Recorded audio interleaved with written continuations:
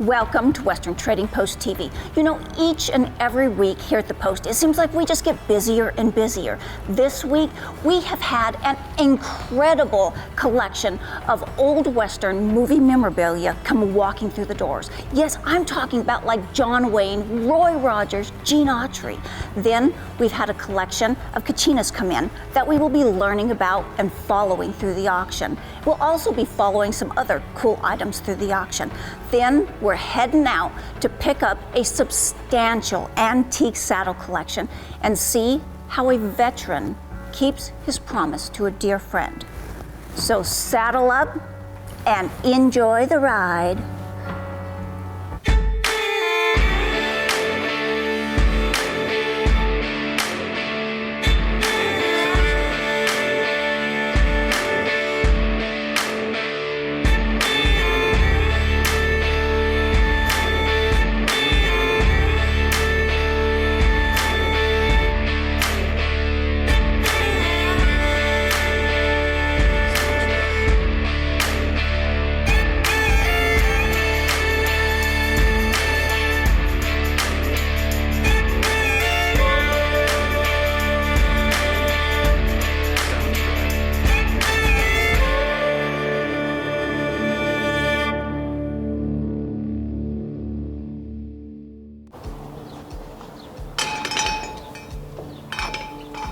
Hey, Rowdy.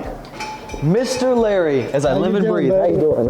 Good. How's it going? It's going good. What brings you down? Your mom and dad around? For $5, they might be. I only have $4.28, but we'll see if we can. I suppose it'll work.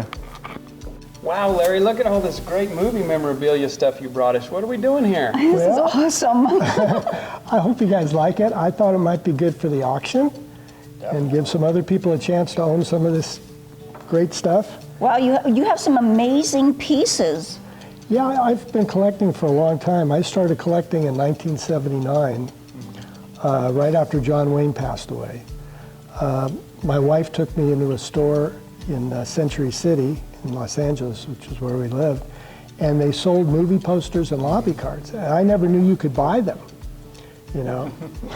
Yeah, no, that is a great one. And the first poster, lobby card I bought was from the Alamo, John Wayne the Alamo.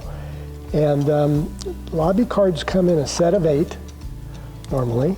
And the neat thing about the lobby card I bought, and I didn't even know it at the time, is out of the set of 8, there's only 1 or 2 really good ones of John Wayne, and I got one of the 2. Wow. You know, so it's really interesting. A lot of them come with a title card, which is like that Gene Autry one over there. That's a title card that has all the credits.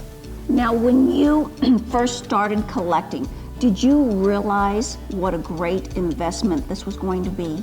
No, I just did it for the love. Yeah. You know, I started collecting John Wayne at first, and then Elvis, you know, because I was doing music. And then I branched out. I started collecting swashbucklers, Errol Flynn stuff, and Marilyn Monroe stuff, and you know, just a little bit of everything. Then I got into the classics, Gone with the Wind, and Wizard of Oz, and those type of things. Well, as Jim picked up this Red River one, I mean, John Wayne had so many ties in this area, didn't he, Jim? He sure did. Actually, just west of town here, there's a place called Red River Ranch, which belonged to John Wayne. It's about 17,000 acres. Wow. They had a farm and feedlot there, him and another partner. And what's cool about that is we actually live on part of that today, so we have some ties there to John Wayne in the area. You know, and it's so fun to visit with different business owners, farm workers that worked on the farm, and they all had the greatest praises for John Wayne. Yeah. I mean, they just said he was such a down-to-earth guy. He would climb on the tractors with the workers and just ride around with them. I mean, he was fun-loving, down-to-earth, and that makes you fall in love with him even more. Yeah. Well, it's so exciting to have these, huh? I'm excited. I'm pumped about it. We're going to put this in the auction, right? You got it. Okay.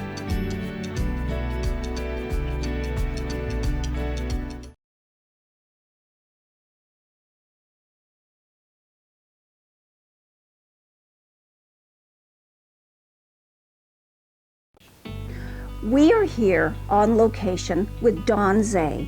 Don, You are going through something that is so difficult. I'm sorry for your loss of your father. Thank you. I know you absolutely loved and adored him. And now you are having to take care of the estate and home items that he has cherished and collected for most of his life. Tell us about that. All of my life. All of your life. All I remember is he had a room in our home in Chicago, and it was decorated with saddles and boots and hats and everything you can imagine from the West and the U.S. Cavalry. He was pretty big into that too. He appreciated our service very much. As we all should. As we all should. I was very fortunate. You know, my mother and my dad were part of a gun club, so they used to skeet shoot. My mom was pretty good. My dad was very good. He was a hunter. He did everything cowboys did. He absolutely lived and loved the Western lifestyle, Sure didn't he? did. He sure did. And tell me one of your fondest memories. My fondest memory is when my grandparents, my dad's mom and dad, passed away. That was in 1976. He came to me and said, Grandma and Grandpa left you some money, and what do you want to do with it? I was 12. And I said, I want to go to the Dude Ranch. He had already put me on horses, and I had all the gear, and I was doing shows and everything. And they sent me to Cody, Wyoming. I was there for a month. I turned 13 there. And it was amazing. I can close my eyes and relive the whole thing. It's that clear in my head. And now even more so. But I spent the month there. I had my own horse for a whole month, and I had the boots, and it was amazing. It was absolutely one of the most incredible experiences of my life. Turned 13, my mom and dad came and picked me up, and we went on a 3-week vacation after that. And where did we go? West. We always went west. Because of his love and passion for the Western lifestyle. You know, people ask, what are you going to do with your dad's ashes? And my dad wants to be on where Custer had his in Montana. So my son and I are going to take my dad there. And speaking of my son, as soon as he could walk, he fit him for a pair of boots. I love it. So. Now, is there something that you can tell others that would kind of help them go through this? Because this is absolutely overwhelming. You walked in the home, and as you can tell, I mean, it's piled high with not just 1 or 2, but 30 or 40 or 70 or hundreds of items. I think the most blessed thing that's happened is there are so many other collectors out there that are able to appreciate this. I don't appreciate what my father has here. I appreciate him for having the love of it, but it's not something that I don't understand it. A lot of it, maybe not, but you still have saved those cherished pieces. I have those. That you and he went he's got and his name together. on a lot of things. We have lots of pictures. But I think that they should be given to people that appreciate them and will use them and collect them, or maybe even museums. I mean, there's so much that our generation now doesn't know about, and it's in this room. It is. And Dawn, thank you from the bottom of our hearts for entrusting us to come into your father's home, to get some of these items, to find the perfect home for your father's cherished collectibles. We will do our very best. And I just want to tell you guys, life is short. Go and tell him how much you love him now. Tell him how much you appreciate him. Validate. Right? Yeah. Absolutely validate your family. God bless you, Dawn. Thank you. God bless you, sweetie. Jim, thank you so much for inviting us up here to look at this collection. I know it was a dear friend of yours, wasn't it? Yes, it was. It was a friend of mine that I've known for 45 years. Bought a lot of stuff from him through the years. Well, and you kept a promise, didn't you? That's correct. He came down sick here a few months ago, and I promised him at that time that I would do everything I could to help Dawn, his daughter, take care of everything, make sure that she gets what she deserves. Help guide her through the process, because this is so difficult. And so she was overwhelmed, and I can understand. I was overwhelmed. Yeah. There's so many neat things. So we're getting close to the end. Well, there's a bunch of old highbacks in this collection. Oh, it's a great, one of the best collections of saddles I've seen in a long time. You got just about every make of saddle, good cowboy saddles, and these are all good saddles. Yeah, I see some R.T. Frasers here. Minya there, and The Heiser. yeah, Heiser. There's several different All of them, yeah. saddles. Some McClellans, lots of old McClellans, aren't there? Yeah. Yeah. This one though, it caught my eye. This is R.T. Fraser from Pueblo, Colorado. I'd say it's probably anywhere from 1890s into 1930s, but it's probably the best one I've ever seen. Yeah, mean, I agree with you. All of this hand tooling, and Fraser saddle was known for its strength and everything, and this is, if anybody wanted one good saddle, this would be the saddle to have. Yeah, that's definitely top of the line old saddle right there. Well, thank you so much for your service. And it doesn't surprise any of us that a veteran is keeping his word to one of his best friends. Thank you so much, Jim. Well, thank you too. I appreciate it. I appreciate you guys coming out here. All right, Pops. As we're messing around with this absolutely superb collection of saddles, I had a question on my mind. Okay, what is that? How old are these saddles? You know, most of these saddles we picked up the other day are from the late 18 and real early 1900s. It's pretty old. Pretty old. When did saddles start again? You know, I wasn't there personally, but there's recorded history that shows that saddles or saddle-like apparatuses have been around since 700 BC. 700 BC? Yeah, 700 BC. Do they look kind of like this? No, this Western style of saddle is a fairly modern an adaptation. It's probably only been around for 150 years ago. Okay. Something like that. You know, just like most things in America, it was heavily borrowed on from another culture and then adapted to be our own. The Mexican vaqueros were riding saddles with saddle horns and tending to stock in the Southwest when the American cowboys came into the area in about the mid-1800s.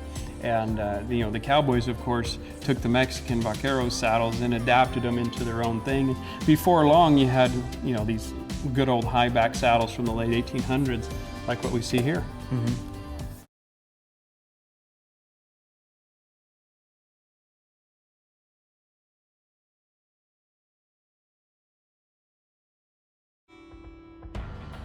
Hey Jim. Hey Tom, how's it going today? Long time no see. Yeah, you brought in some Kachinas. Yeah, I don't know if they have any value, so I was in the neighborhood. I thought I'd just come by and ask you about them. Maybe you can tell me something about them. Take a look here. Yeah. So, yeah, so real quick, what you got here, these are Route 66 style Kachinas. They've got that tall tableta on them. This is how the tourist Kachinas actually started out, was with the Route 66 Kachinas, probably back in the 40s. These are not cottonwood root, so these are a little bit later and probably something, I don't know, maybe a Navajo made versus a Hopi or something like that. Okay. And then these guys here, you know, they're Navajo made. They've got the fur and the feathers, and you know, they're just maybe a little bit more, not mass produced, but you know, not the care taken to make them that some of the Hopi Kachinas or some of the Pueblo Kachinas would have. These are more for commercial? Exactly, sale? they're more commercial sale. Like you'll see these along, you know, in the tourist shops and things like that quite a bit. And as you know, you're a collector. Anything made for the tourist is not really collectible. This guy here, I would go with Zuni. It's not cottonwood root. You can tell when you pick it up.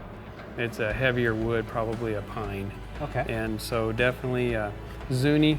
The Zuni Kachinas can have some value. Any of the Pueblo Kachinas, including Hopi, can have value. This guy, to me though, you know, he just seems a little bit more like, you know, maybe a first Kachina or somebody who hasn't been carving long. I don't know. So here in our auction, just real quick, as an example. Wow. Now this is a Zuni Kachina. This is kind of what we look for. It's got a little age on it. You know, he's well made. Look at the hand painted kilt. I mean, that's a nice little Zuni Kachina that you know, we would like to take in. You know, and then as far as the Hopis go, this is a contemporary Kachina right here, but you know, well-known artist.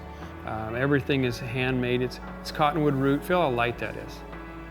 Oh yeah. Yeah. So it's cottonwood root. In this particular instance, all of the paint is handmade paint from natural pigments. So, you know, this is kind of more what we're looking for the auction versus the kind of touristy ones. So I appreciate you bringing them in, but unfortunately I'm going to have to send them back with you. That's okay. I appreciate it. But thanks for bringing the other stuff in. I hope it does well for you in the auction. I hope so too. Okay, thanks. Right. Thanks, Jim. Yeah.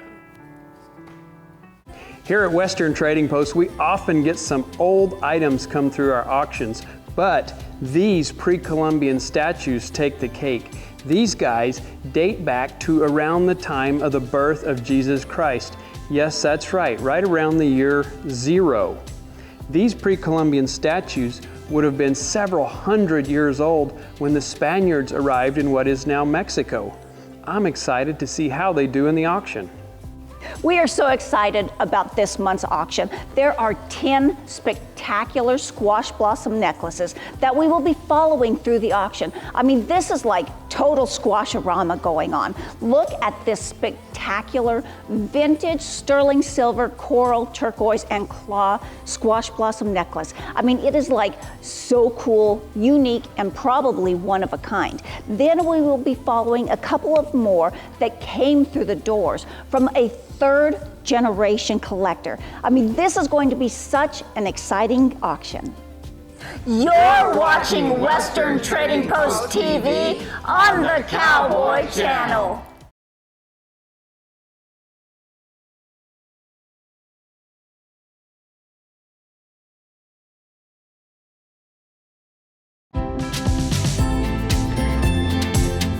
It's auction day today here at Western Trading Post. The doors have just opened up and the excitement is getting ready to start. We are here with Roxanne, who is a middle school teacher in the area and an avid collector of several things. Roxanne, what do you collect? I love to collect his Americana especially. So old Americana, coins, collectibles, but definitely things made in America. I'm very into Americana. And do you share this with your students in class? Yes, I do. Yes, I talk about this Western Trading Post with my students all the time. I talked with Jim yesterday about maybe bringing him for a field trip next year. That would be exciting, wouldn't it? Because we definitely want to get our youth involved in our rich Western, Native American, and Americana history, don't we? Absolutely, absolutely. It's my first love. And we are here with two auction junkies, auction goers, regulars here at the auction, Jerry and Cindy. Guys, thank you so much for being here. I know you guys have been coming to our auctions for several years and are big collectors. What do you collect, Jerry? Native American items and actually antique firearms. And Cindy? I mainly like the jewelry, but love your pottery and rug selection too. And do you guys have your eye on a few items here in the auction today? Yes, the Roy Rogers lampshade from my childhood, and I also like the buffalo robe. Ooh, and Cindy? Couple pieces of jewelry, bracelets, and a few of the rugs have caught my eye. We are here with John, and this is his first time being here at Western Trading Post and for one of our auctions. Now, John, you said that you have been watching our show on the Cowboy Channel. Is that correct? Yes, we have. Yeah, we've been watching it and enjoyed it and thought we'd come down and check out your place here. You have an incredible store here. Well, and we all are so honored and blessed that you could come in here and just be a part of the Western Trading Post family, because I know you are an avid collector. What are some of the things that you collect? Well, we have some Navajo rugs and quite a bit of jewelry and some bronzes, some paintings, things like that. And do you have your eye on anything in the auction today? Well, we actually just walked in. We're just starting to check it out, so it looks like you got some nice items. Well, we better let John get back to looking at the auction, and we're getting ready to get started now. John, thank you so much for being here today. It's a pleasure.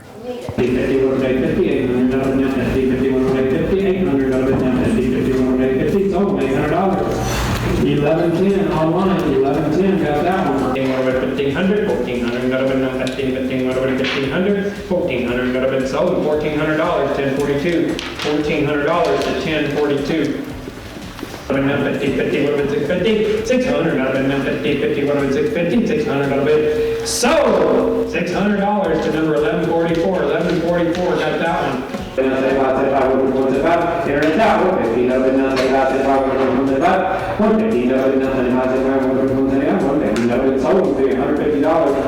$150 to bidder 443. Out of it now 50, 50, what about 350? 325 out of it now 50, 50, what about 350? 325 out of it now 50, 50, what about 350? Sold at $325, 1144, 1144. 200, 175 out of it is sold at $175, 1153 online, 1153 got that one. 50, what about 850? 800 out of it now 50, 50, what about 850? Sold $800, 1116, 1116. So the auction is starting to wind down, and Jerry and Cindy have just checked out, and they won some amazing items in the auction today. Jerry, what'd you get? I got my Roy Rogers autographed lampshade, a nice Zuni inlay ring, and an 1800 sterling trade cross. And Cindy, what did you get? We got a Cecil Wakefield hand-carved statue. We got some baskets and a number of other things that we had our eye on from the beginning. Now, was the auction just as amazing as what I told you guys it was going to be? Yes, and better. This was an amazing auction. Thank you. Well, we are going to be seeing some of the highlights from the auction. So thanks, guys. Thank you. He was really into these. I bet I've seen 15 or 20 of these already. Nice. He's loaded with them. Yeah, Well, if he wants to- that'll be 30 or 40 swords. If he wants to sell any of them, let me know. I'm really into knives and swords.